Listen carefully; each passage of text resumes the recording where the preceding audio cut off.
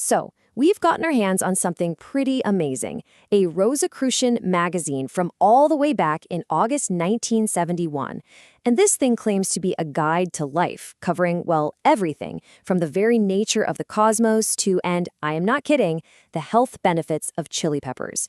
It is a wild ride, so let's just dive in and unpack this incredible piece of esoteric history. Right off the bat, the text sets this really mysterious tone. It makes it clear that this isn't some New Age philosophy cooked up in the 70s. Oh no, this is supposed to be ancient wisdom that goes back thousands of years. We're talking figures like Pharaoh Amenhotep IV in Egypt and Phony in ancient China. So it's presenting itself as this timeless knowledge that's just resurfacing for a new era. All right, so here's the game plan for this explainer. First, we're going to look at the people who were apparently chosen to bring this wisdom into the 20th century. Then we'll tackle their pretty mind-bending ideas about reality itself. And from there, it gets surprisingly practical with a deep dive into raising kids and even some very specific health advice. And finally, we'll put it all together and see what the ultimate goal is, this idea of self-mastery. So you have to wonder, how did this supposedly ancient wisdom end up in a magazine from 1971? Well, according to this text, it was no accident at all. It was actually a carefully planned rollout, all managed by a kind of cosmic spiritual organization that operates on these really specific cycles. Yeah, so according to the magazine, this knowledge works in these 108-year cycles. As you can see here, after these long periods of being active in public, the fraternity would go into 108 years of total silence. That last happened in 1801, and that silent period ended, you guessed it, precisely in 1909. And that kicked off the next 108-year cycle of externalizing their wisdom for the whole world.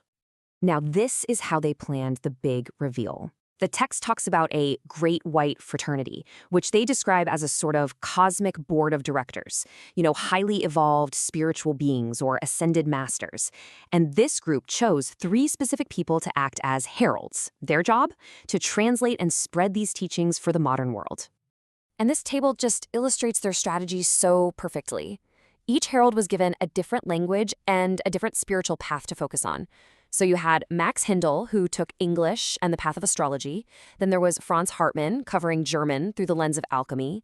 And finally, Arnold Krumm Heller, who went by Huiracocha, was tasked with Spanish, following the path of Gnosticism.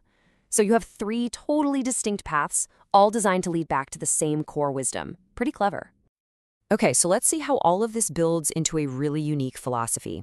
This is where the magazine really starts to mess with some of our most basic ideas about how the world works. So you might want to just forget what you learned in physics class for a second.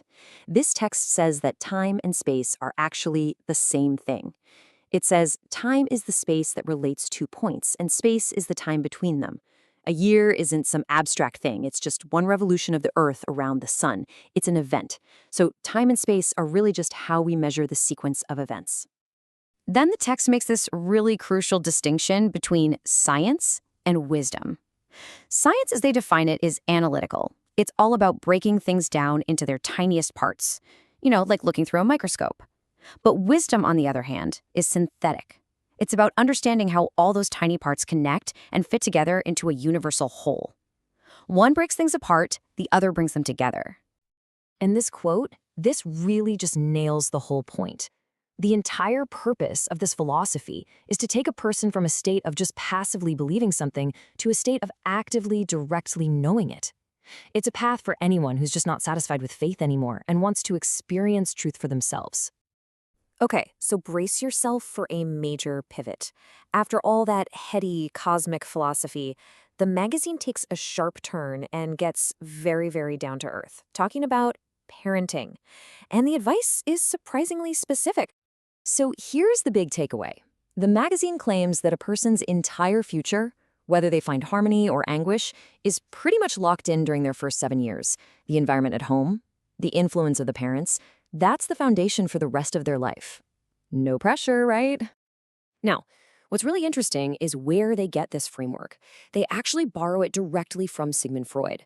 The magazine lays out these 5 psychosexual stages of development as the critical roadmap for parents to understand what their child is going through, all the way from the oral stage in that first year up to the genital stage, which starts around age 7. And this brings us to a really tricky piece of their advice. During that phallic stage, from ages 3 to 5, the text points out that a boy might get super attached to his mom and even see his dad as a rival. And of course, the same thing can happen for a girl with her dad. The magazine really stresses that parents need to handle this, what Freud famously called the Oedipus and Electra complexes, with a ton of understanding, not judgment, to guide it in a healthy way. So here's a quick rundown of the practical advice. They say don't label your kids shy or naughty. Instead, use positive suggestions. Try to avoid screaming no all the time, which they say causes repression. Teach them that rewards come from effort, not because they're entitled. And this one's great. Give real affection, but cut out the baby talk, because it apparently creates a complex of incapacity. And maybe most importantly, be the example you want them to become, and always, always nurture their sense of wonder. All right, let's move on to our next section. We've talked about the mind, we've talked about raising kids, so what about some practical advice for the body and for the adult spirit? So the magazine has some book recommendations you might expect, but then it offers a piece of health advice that is, well, it's completely out of left field, and it has to do with something you probably have in your kitchen right now. That's right, chili peppers. The text specifically recommends that people over 45 should eat them, and not just as a spice, but as a potent medicine.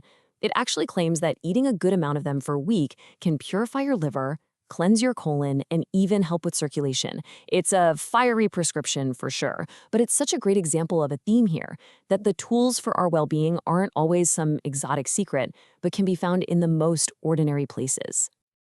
And just like it finds medicine for the body in a common chili pepper, it finds medicine for the soul in classic literature. It doesn't offer some complex ritual or chant. Instead, it just prints Rudyard Kipling's famous poem, If. This is held up as the ultimate guide for developing the inner character, the discipline, and the self-master you need to handle whatever life throws at you. Okay, so after going through ancient heralds, the nature of time-space, parenting tips, and chili peppers, you have to ask, what is this all for? What's the final destination on this whole Rosicrucian path? The ultimate goal is nothing less than a complete personal transformation. It's about making that journey from just believing to truly knowing. It's an alchemical process, turning the lead of your personality into the gold of your divine individuality. It means recognizing that you've got both good and evil inside you, and then, through wisdom, learning to master it. And that really is the thread that ties this all together. This 1971 guide presents a world where nothing is separate. The giant 108-year cosmic cycles, the way you raise your kids, the food you eat, the poetry you read, it's all part of one single, interconnected journey toward becoming a fully realized person. So we end on this thought. The core message here is a challenge. Move beyond just passively believing things and start walking a path of actively knowing them. And that kind of leaves us to wonder, right? In our own lives, what does that journey from just accepting ideas to truly, deeply understanding them, what does that actually look like? It's a pretty fascinating question to think about from a truly fascinating document.